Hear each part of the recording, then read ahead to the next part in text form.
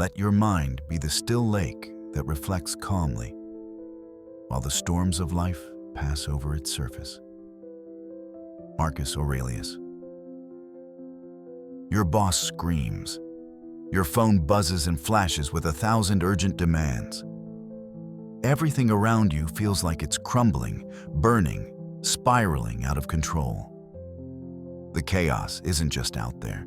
It's inside you, swelling, overwhelming, pulling you under like a rip current. But let me ask you something. What if none of it, none of the shouting, the deadlines, the disasters, could touch the core of who you are? What if, no matter how wild the world got, you possessed something unshakable, something no storm could breach, an unbreakable fortress of calm?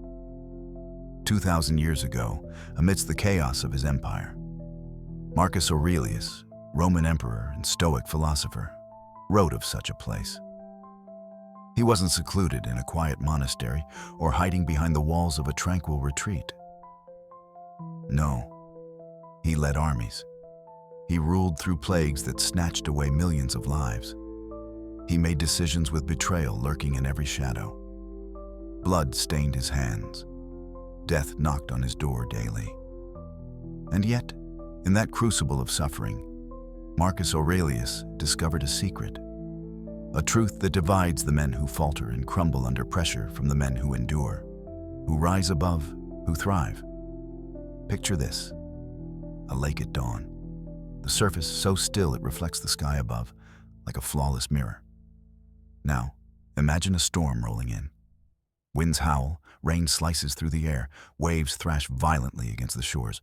Above, it's chaos, utter destruction. But 20 feet below that turbulent surface, stillness, serenity. In those depths, the storm cannot reach. The gale can scream, the waves can crash, but the heart of the lake remains untouched. And here's the thing you might not realize yet.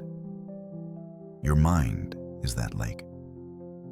Yes, the surface, the constant churn of emotions, gut reactions, and passing thoughts, will always be vulnerable to life's storms. If you're alive, if you're human, the surface will ripple, shatter, and heave. That's unavoidable. That's normal. But beneath that frantic layer, there exists something else. Something deeper, something stronger. A place so still and enduring that no wind, no wave, no storm above can disturb it. That place is your true power. Marcus Aurelius had a name for it. He called it the inner citadel, your mind's fortress, unconquerable, rational, a bastion of wisdom and strength. Think about this. Marcus's own son, Commodus, plotted against him, trying to overthrow the very father who raised him. Did Marcus rage? Did he despair? No. He went deeper. When a plague swept through his empire, stealing the lives of the people he ruled, he didn't collapse in panic. He didn't drown in the storm of fear and grief. Instead, he retreated within, into that still, unshakable place where clarity and wisdom reside. This isn't about shutting yourself off from the world, about becoming some emotionless, hardened shell. No.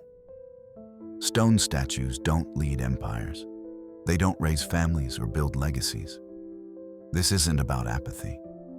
It's about remaining unmovable at your core while staying fully engaged in the fight of life. Think of a master swordsman. His blade dances through the air with electrifying precision, moving with the speed and fluidity of water. And yet, his center, his core, is balanced, rooted, unflinching. Strike at him, and he flows around your attack, undisturbed. The battlefield rages, yet his focus is sharp, his mind as clear as glass. That's what Marcus Aurelius mastered. That's what you too can master. And he wasn't alone. Seneca, exiled under the Emperor Nero and surrounded by threats of violence and death, used his isolation to compose letters of timeless wisdom that resonate even today. And Epictetus, born into slavery, his leg crushed by the cruelty of his master, rose to become one of the greatest teachers of emperors. These men all understood the same truth. They discovered the depths of their own still lake and let neither suffering nor catastrophe define them. Instead, they used those trials, transformed them. Suffering became strength. Chaos became clarity. Your mind operates on two levels. The surface, the part that's reactive, impulsive, ebbs and flows with emotions like fear, anger, excitement, despair. These feelings crash over you like relentless waves. And here's where most people struggle. They fight the waves. They flail, they thrash, they try to control the uncontrollable. And in doing so, they drown. You cannot fight the storms of life on the surface level, but you can learn to see emotions for what they truly are. Temporary weather patterns passing over your deeper self.